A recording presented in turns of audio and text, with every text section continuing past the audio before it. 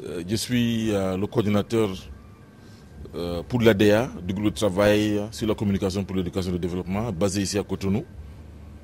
Je suis là depuis 5 ans maintenant. Et ce que je vais parler d'une façon très générale de ce que nous comprenons par le TIC, la technologie d'information et de communication, et surtout en ce qui concerne le e-learning, l'apprentissage par l'informatique ou par la technologie. Donc, j'ai préparé une présentation ici, dont je vais parler. Bon, voilà. Et c'est pour partager quelques expériences. Je ne suis pas un spécialiste dans le domaine personnellement. Bon, je suis dans le domaine de l'éducation et de la communication, mais je vais vous partager quelques expériences, mes expériences personnelles que j'ai eues pendant les 5 années, ou bien même les années précédentes, sur le TIC. Donc, ce que nous avons constaté récemment, c'est qu'il y a beaucoup de passionnés de la technologie maintenant. Donc, moi-même, je suis très passionné sur les choses de technologie. Et ils ont annoncé depuis longtemps le pouvoir de la technologie, d'imprimer le tableau noir et à l'ordinateur portable pour transformer l'éducation. Donc nous pensons que la technologie peut transformer l'éducation d'une façon vraiment très très vivante. Avec l'expansion rapide des technologies, de l'information et de la communication sur la planète, l'exploitation de la technologie moderne pour aider à faire avancer l'état de l'éducation de certains peuples les plus pauvres suscite un intérêt élevé.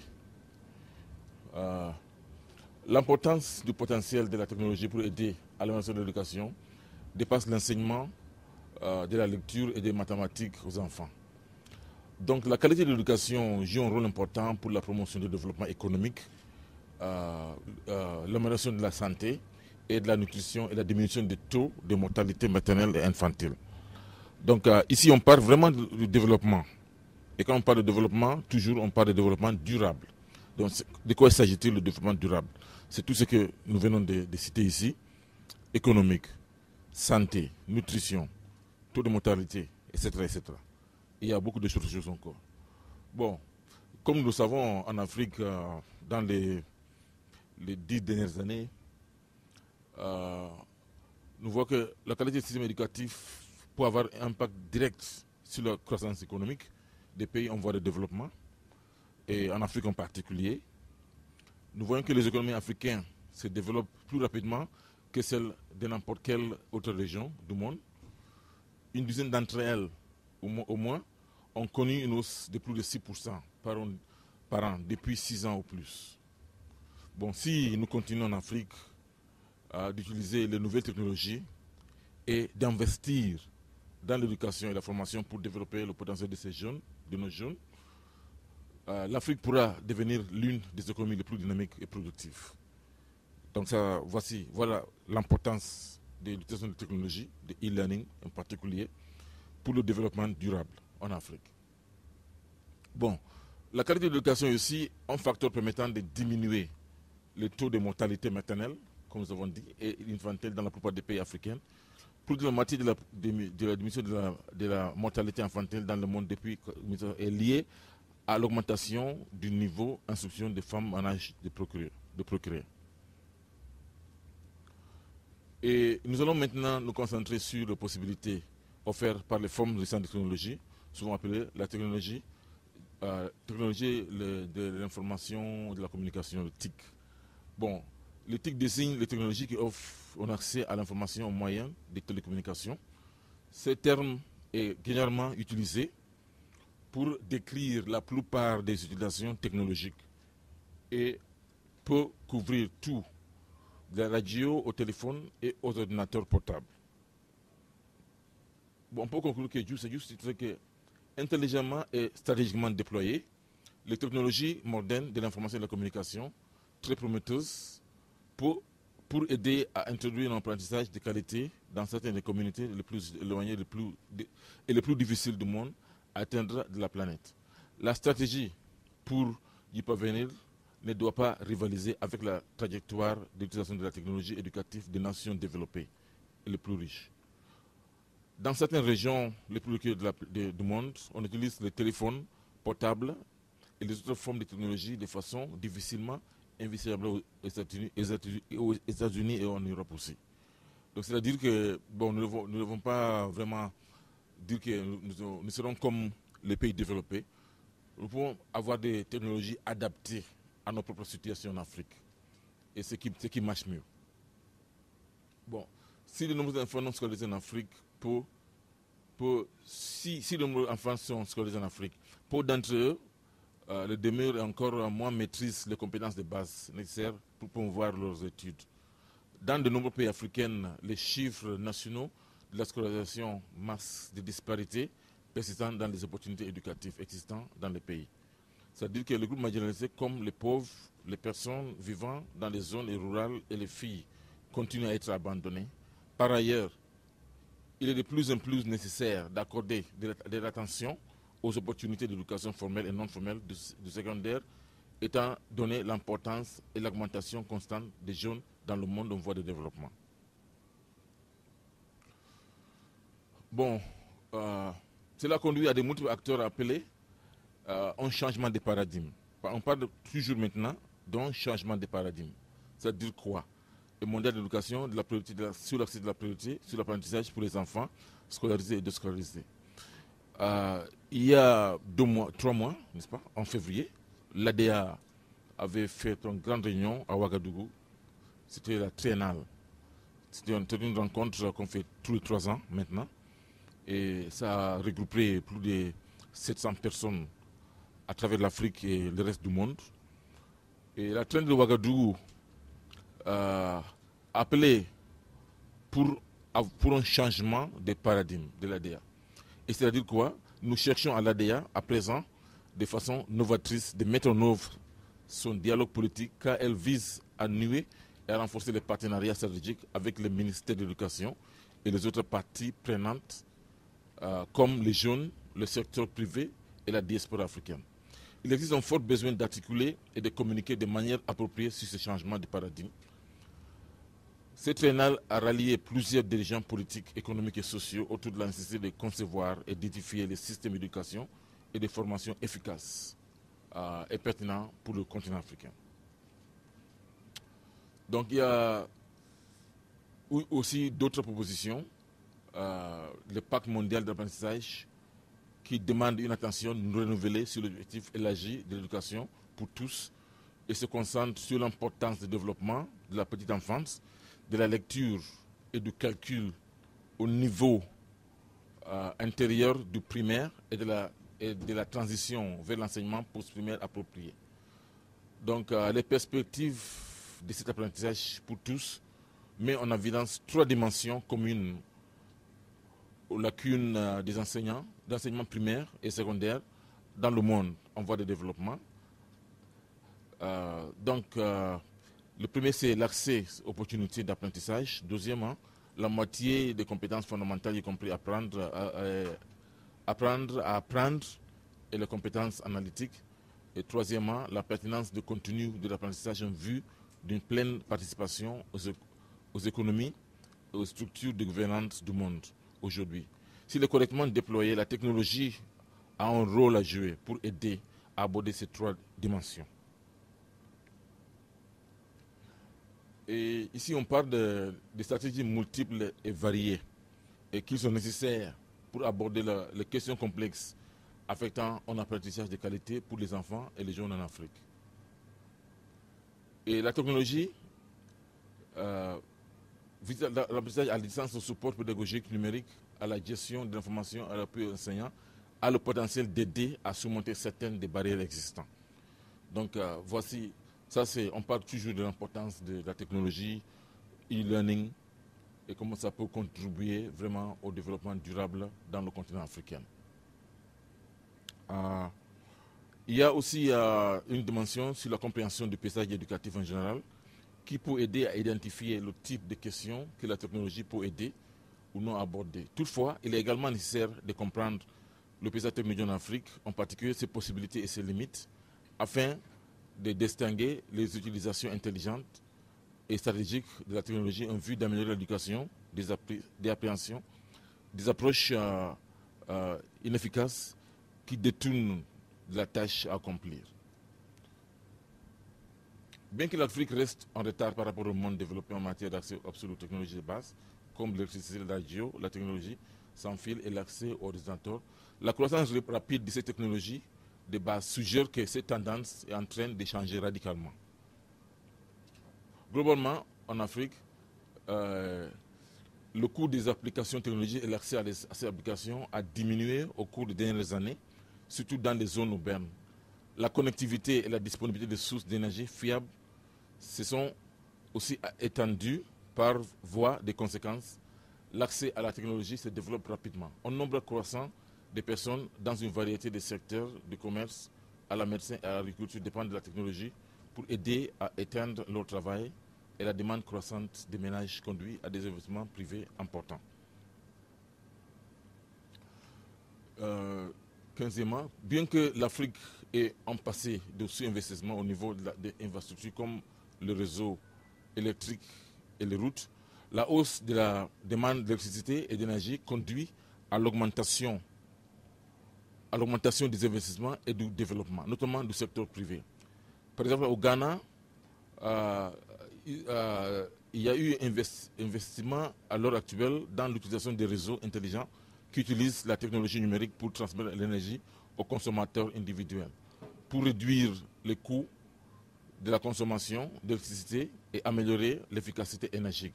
Chaque année, de plus en plus de foyers dans le monde en voie de développement ont accès au réseau électrique. Et c'est important pour la technologie et pour le développement durable en général. Tandis que l'accès à l'électricité a augmenté, la demande et l'accès à Internet, en particulier à l'Internet sans fil, a considérablement augmenté au cours des dernières années dans le monde en voie de développement. Les câbles sous-marins le long de l'Afrique de l'Est ont joué un rôle énorme pour faire diminuer le coût du sans fil. Il y a aussi tous ces aspects de téléphone, que les téléphones portables sont devenus de plus en plus importants. Et nous voyons qu'en Afrique, nous avons plus de téléphones portables en Afrique aujourd'hui que ce qui existe dans le monde développé. Il y a des statistiques, vous voyez ici qu'on a par exemple au Kenya, en l'espace de 4 ans, le pourcentage de téléphones mobiles a augmenté pour représenter 38% de la population en 2008. Et il a fallu 20 ans au téléphone portable pour atteindre à 80% de la population, tandis qu'il a fallu 100 ans au téléphone fixe pour atteindre la même proportion de la population. Et cela a même demandé plus longtemps au format ancien de la technologie. Donc il existe des conditions favorables qui varient de pays à pays et qui aident à déterminer le degré auquel on peut tirer parti de la technologie pour contribuer à améliorer le bien-être physique, économique et social des populations des pays africains. Ces conditions sont souvent extrémées et peuvent fréquemment expliquer pourquoi certains pays sont mieux à même d'utiliser efficacement la technologie que d'autres. Il y a des exemples qu'on donne ici de l'Inde, les provinces de Delhi et Karnataka en Inde, par exemple. Plusieurs conditions comme une forte volonté politique en matière d'élaboration et de mise en œuvre d'une politique de technologie et d'information, de solides infrastructures et les capacités humaines et techniques sont présentes et ont contribué à stimuler le déploiement de la technologie à des fins utiles. En revanche, au Malawi, en Afrique australe, même si plusieurs conditions en place, comme la volonté politique de haut niveau et de bonnes politiques, le manque de ressources, la dépendance aux bailleurs externes et l'insuffisance des infrastructures se révèlent être des barrières difficiles à surmonter. Bon, malgré ces conditions physiques et économiques, comme les infrastructures de base et la disponibilité de financement pour des projets technologiques, ce sont souvent la volonté et les capacités des acteurs clés et des personnes qui se révèlent tout aussi, si ce n'est plus important pour favoriser l'utilisation efficace de la technologie. Bon, dans tout contexte donné, la compréhension des conditions favorables est un ingrédient important pour être à même de choisir les endroits et la façon dont la technologie peut être utile dans la vie des gens. Les conditions communes suivantes sont nécessaires. On doit avoir l'accès à l'électricité, on doit avoir une bonne connectivité, les capacités des ressources humaines doivent être bien, la volonté politique et la gestion doivent être là. Aussi, le plan entre la disponibilité des infrastructures et la capacité à intégrer, et les ressources financières aussi doivent être là. L'utilisation de la technologie pour aider à aborder les problèmes éducatifs auxquels sont confrontés les pays en voie de développement sera considérablement modulée par l'état de la technologie en général. Le rythme rapide des changements et des innovations quotidiennes en matière de technologie suggère des possibilités importantes et qui restent peut-être encore à imaginer pour exploiter la puissance de la technologie pour améliorer l'apprentissage pour tous. Cependant, un facteur crucial à cette réussite est la façon dont les différents pays ou régions vont aborder les conditions favorables pour assurer l'adoption et l'utilisation réussie de la technologie. Il y a aussi d'autres exemples donnés par exemple par USAID. Ils ont abordé une nouvelle stratégie d'éducation qui a accordé une attention spéciale à la promotion de la technologie comme agent positif pour les réformes et l'amélioration de l'éducation. Les initiatives, par exemple, comme e-reader, lecture numérique, comme le projet worldreader.org au Ghana et son développement itérer au Kenya et aux Philippines, ont suscité un grand intérêt dans le potentiel de la lecture numérique et des tablettes numériques pour remplacer les manuels scolaires dans le monde en voie de développement.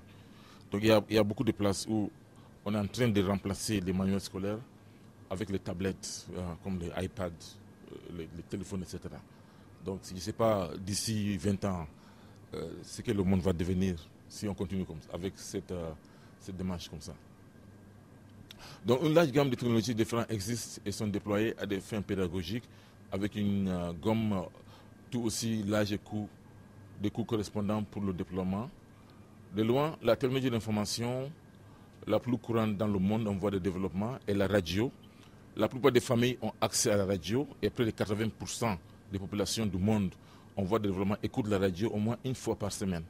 La radio est aussi l'une des technologies les plus utilisées pour l'éducation, en particulier dans les zones rurales d'Afrique subsaharienne. Les téléphones portables sont la deuxième technologie la plus courante impliquée dans l'éducation, suivie par la télévision et les ordinateurs. Cependant, la prévalence d'une technologie n'indique pas quelle est la plus fréquemment utilisée, la plus économique à utiliser ou la plus efficace à des fins pédagogiques. Les ordinateurs sont très prévalents, malgré leur disponibilité assez limitée hors des zones urbaines. Je vois déjà que beaucoup d'entre vous sont venus avec vos portables. Souvent, les responsables politiques accordent la priorité à l'utilisation des ordinateurs parce qu'ils pensent que c'est une compétence importante dans l'économie des savoirs, et les politiques éducatives utilisent souvent les termes TIC et ordinateurs de manière interchangeable. Donc les technologies souvent pour être utilisées dans l'éducation en Afrique.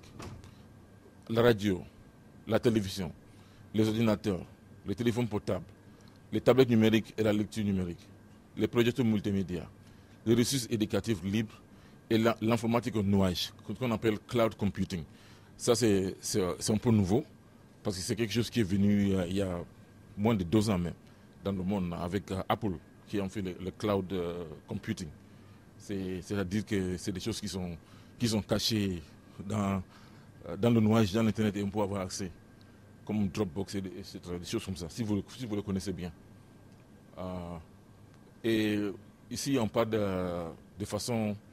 La Banque mondiale aussi, qui a évolué beaucoup de choses sur la technologie dans 3 domaines.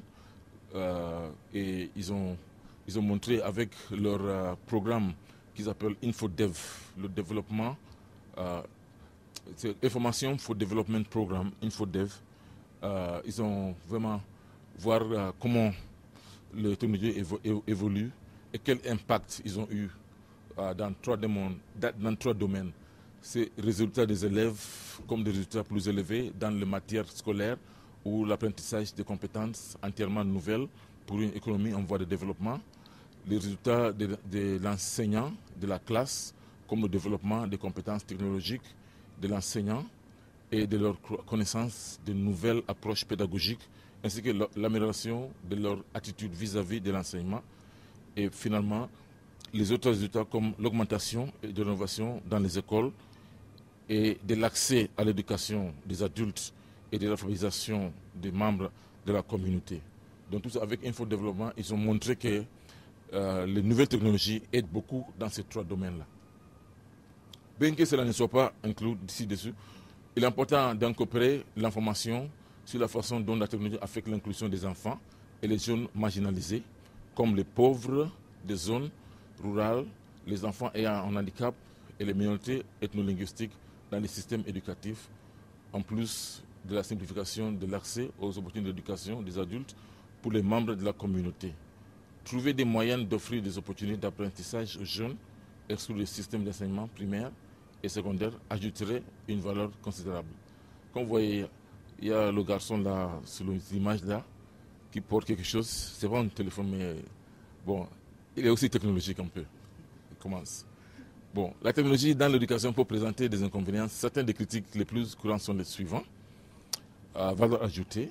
Il y a des gens qui disent que la technologie n'apporte pas de valeur ajoutée aux résultats et au processus éducatif. Et les investissements technologiques écartent d'autres investissements qui pourraient ajouter de la valeur. Les infrastructures et égalité aussi. On dit que les infrastructures nécessaires à la réussite de la technologie sont insuffisantes et sont souvent seulement disponibles pour les élites des pays en voie de développement, notamment les techniciens qualifiés qui sont capables de dépanner et maintenir la technologie. Il y a aussi les critiques sur la fiabilité et la durabilité. La technologie tombe souvent en panne et devient rapidement obsolète. Sa durée de vie limitée en fait à peine plus d'une distraction finalement improductive pour les utilisateurs. De plus souvent, les interventions et les programmes technologiques ne sont pas soutenus dans le temps après les pilotes initiaux. Il y a aussi toutes les questions sur la simplicité d'utilisation, que la technologie est difficile à utiliser. Souvent, elle est trop compliquée ou n'est pas disponible dans les langues nécessaires. Il y a aussi toutes les questions d'appui aux enseignants. Souvent, les enseignants ne sont pas formés et soutenus dans l'utilisation de la technologie. Il y a aussi la question du symbolisme politique. Les gens disent que les projets technologiques sont souvent promus pour des raisons politiques et parfois utilisés comme un symbole de statut et ne sont pas donc pas bien conçus et deviennent problématiques. Il y a aussi toutes les questions de rôle de l'enseignant. La technologie cherche à remplacer la dimension humaine pour les enseignants dans le processus éducatif. Étant donné le rythme rapide des changements technologiques, il est peu probable que la question de la technologie dans l'éducation disparaisse. Au contraire, nous verrons probablement fleurir de nouvelles façons créatives d'exploiter ce que la technologie a à offrir. Donc la technologie va rester avec nous pendant très longtemps. C'est ça le message qui se donne ici. Et finalement, l'ADA a constitué une équipe spéciale sur le TIC, le technologie d'information et de communication. Et cette